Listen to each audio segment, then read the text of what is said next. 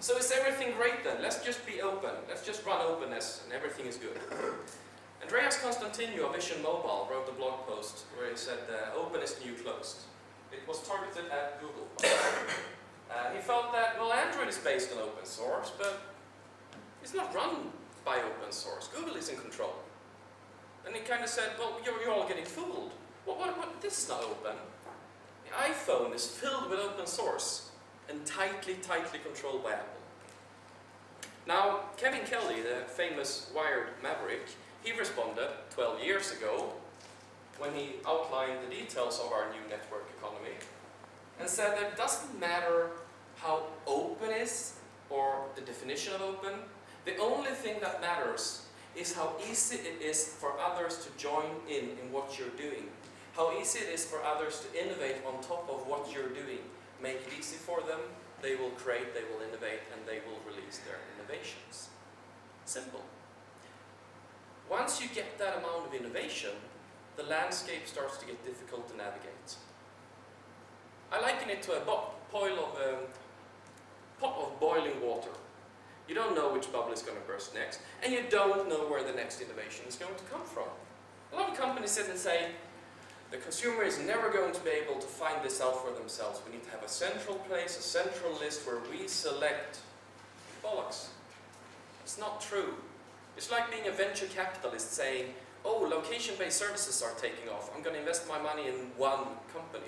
You won't find a venture capitalist that does that. They invest in 10 companies because you don't know which one will succeed. It's the same thing with innovation. Once it's really easy, once everyone does it, someone is going to succeed. You don't know who. I couldn't find this place in either Gowalla or Foursquare, but I'm using both because I don't know which will succeed. A few generations ago, humans, or at least Americans, went to the moon. They spent a lot of resources in quite a few years to manage that. Our generation has spent the same amount of resources in the same amount of time to create Wikipedia. Now I know which one I think is the more useful. The amount of resources and time is 100 million human thought hours. It's an amazing number. If you are an employer, you know how big that number is.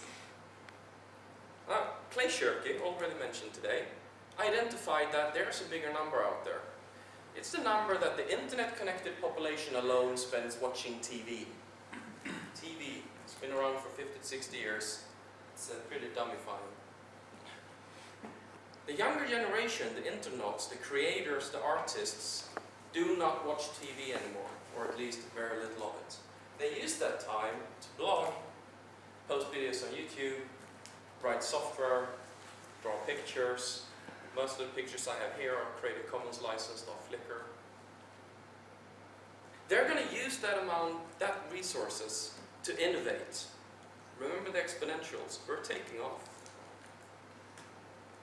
So how can we navigate all this then, this landscape of innovation?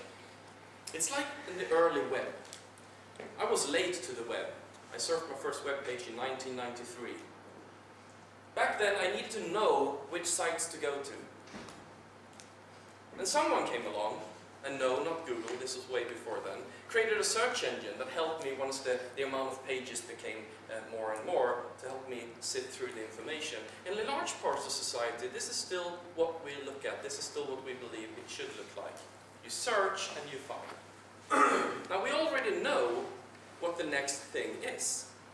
I bet there are a few Facebook users in the audience. Have you been to Facebook's App Store? There is one. You can pull up a long list of applications written for Facebook, but almost no one ever does. We get the applications, vampires and zombies and farms, through our friends, through our social circle. And that is how we're going to filter all the innovations and all the informations available to us. You're going to get your news filtered socially, your apps filtered socially, basically everything. So if we pull all these things together, open innovation, building upon what others already have done, open source, open design, open data, open God. The rise of the creators, the right-brainers, the artists, the people not working in factories. And social as a means of navigating, because it means we will be able to do more, spending less of our time, and attention is the most precious resource we have. That would just simply lead to a new speed of innovation.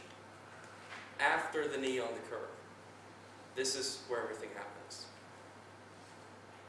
I'm going to leave you with a single observation. It's not going to slow down. And this is not a one-time change. Jump on the trajectory and it's exponential. Thank you for listening.